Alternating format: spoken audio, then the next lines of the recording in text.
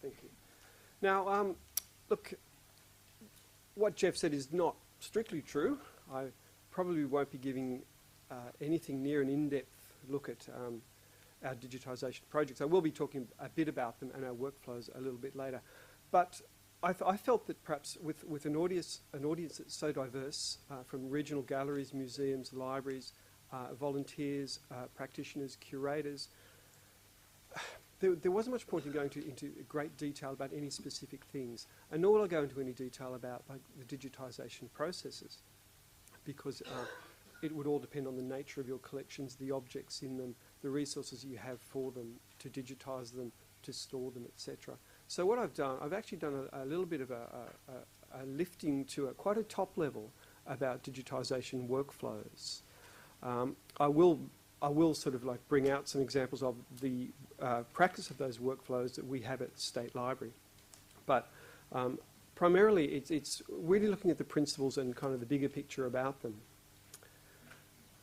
Now, this diagram sort of originated from a need that I had to bring a bigger picture of digitisation to senior executive and to library council, to non-technical, non-library people about what digitisation programs were.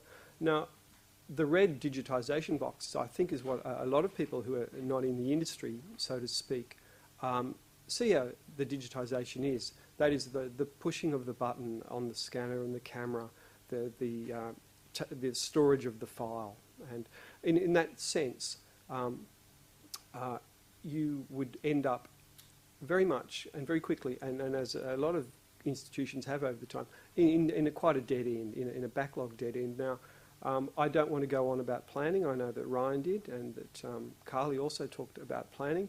And you can see there, top front centre there, scoping and planning is a really big thing. And that lightning bolt, I think, should indicate to you that in the pantheon of Northern European gods, there is one there who is actually looking over your digitisation projects, and he will smite you if you do not plan and scope. It's without going further into that particular aspect, it's quite clear that it's a primary obligation and an early obligation for that to happen for success in your digitisation programs.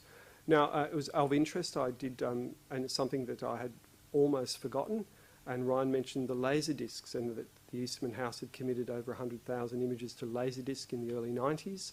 Now, the Government Printing Office, who were just a little bit up the road here in the 80s, and for a long time before that as well, and then the State Library actually committed over 300,000 images to laserdisc. And we are still seeing some of those on our website now in kind of low resolution thumbnails. At the time, they provided an incredible way to see the images from the Government Printing Office collections and then from some significant collections that we had at the library.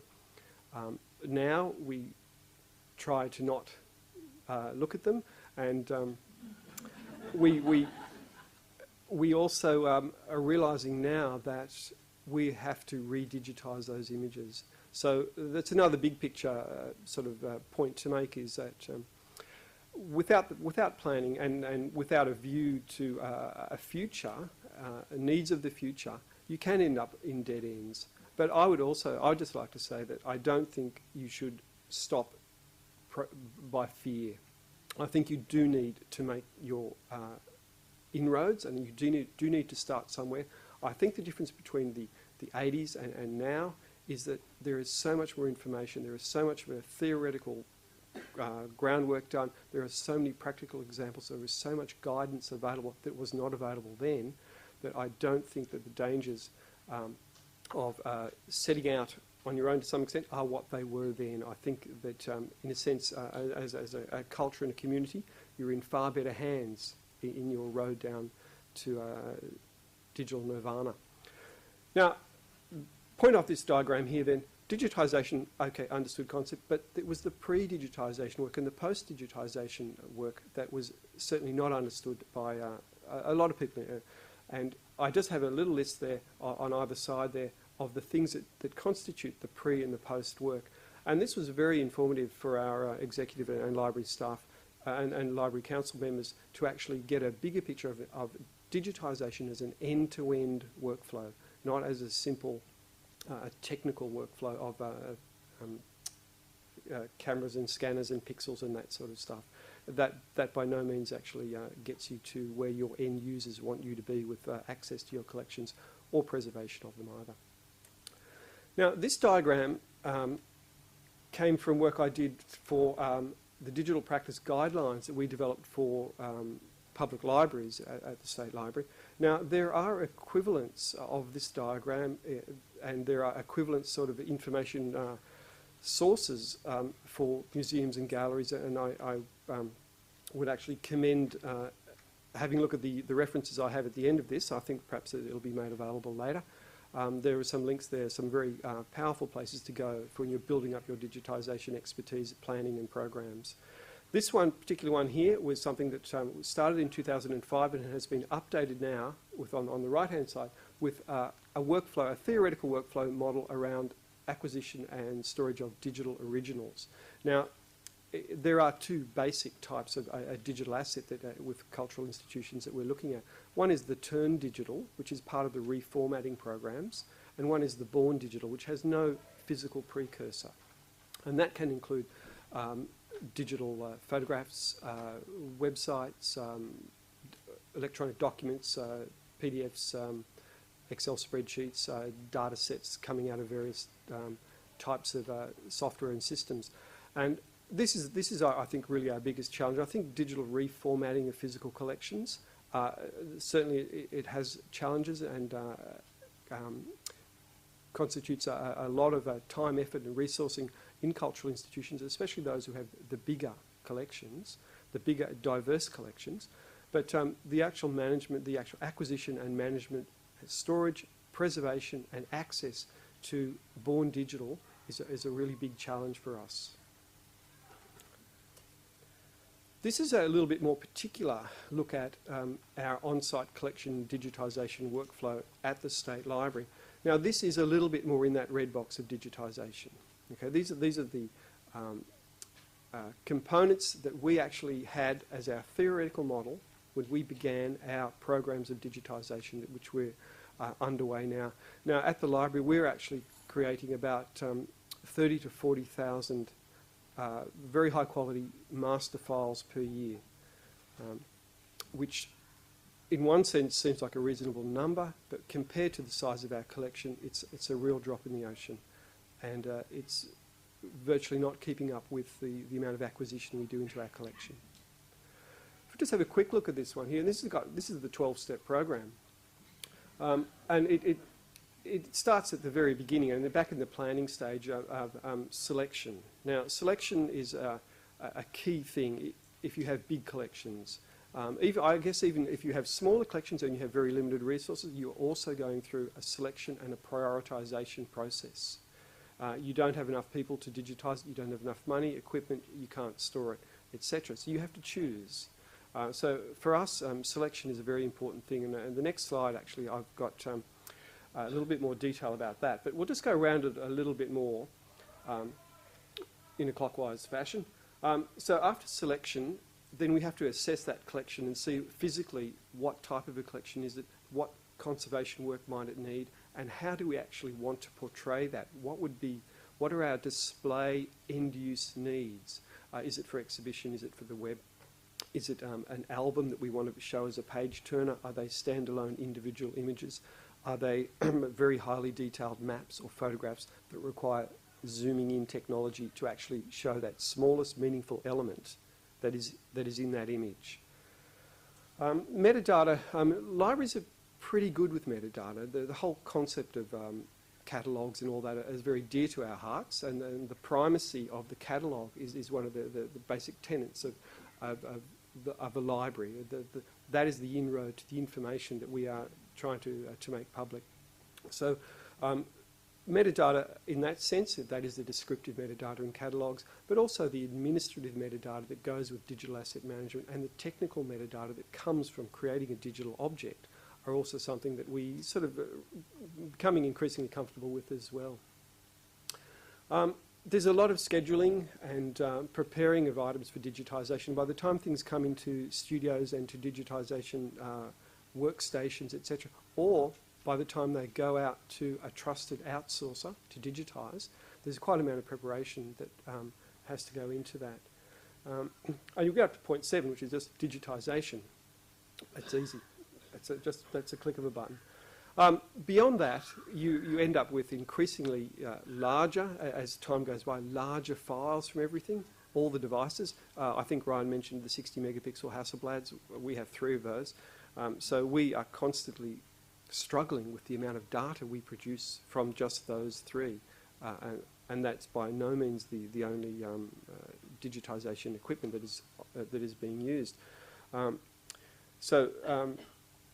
Beyond the creation of that, obviously there's a QA. We have standards and specifications, and the objects that you create, digital images, have to meet your own standards. Now, we are still using our video disc. I think Carly was saying she can get down to 10 kilobytes for one of her images. You know, you have to know what is fit for your purpose, and in many cases, what you have is good enough for what it's being used for. We have images in our collection that are like physical photographic images that are blurred and unfocused, but because of the nature of them, either their content or their history or their point in time relevance, there's nothing we would like to do more than display an out of focus image. So don't worry too much if what you've got isn't what you think you should have. If it's all you've got, then you still need it, and you've got to look after it too. And then at the end of this, we're physically returning our collection items to storage. Now, when you get into mass digitisation projects, the logistics of moving moving items off shelves through digitisation programs, sometimes off-site to outsourcers and back onto shelves, is a significant amount of time. And if you're building a team around a digitisation project, that sort of logistics of resourcing is something you may have to consider.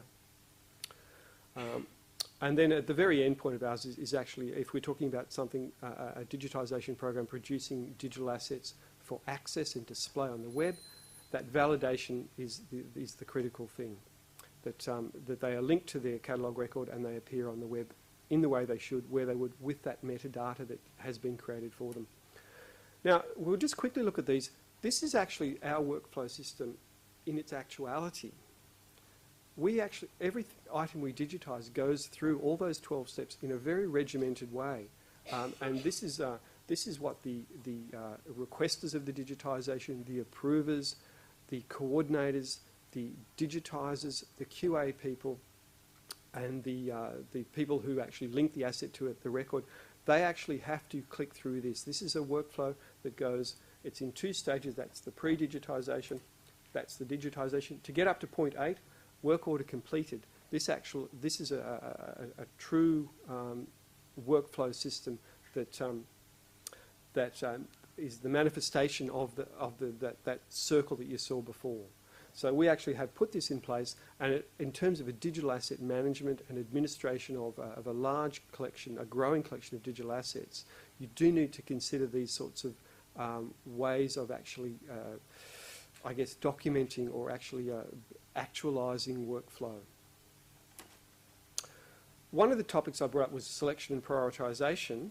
Now, with a large collection, with a large number of curators and requesters and needs, be it for a client, an external client, for an exhibition, for any other reason, there's a lot of factors we have to take into consideration about which ones go first.